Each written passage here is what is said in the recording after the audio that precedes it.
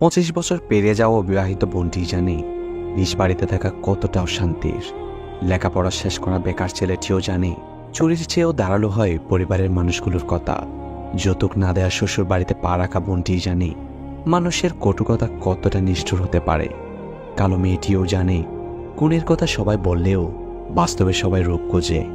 Divorce খাওয়া বোনটি জানে সংসার বাগান্দায় কেবল নিজেকেই নিতে হয়।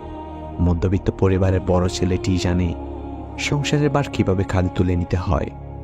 বিয়ে করতে না পারা ছেলে মেয়েগুলো জানে ফিতনার যুগে ফিতনার মায়াজাল ভেদ করে ঈমান ধরে রাখা কতটা কষ্টের।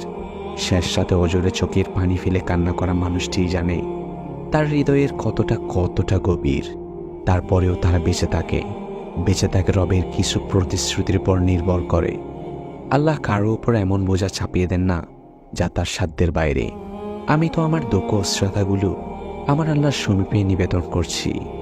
নিশ্চয় কষ্টের সাথে রয়েছে স্বস্তি।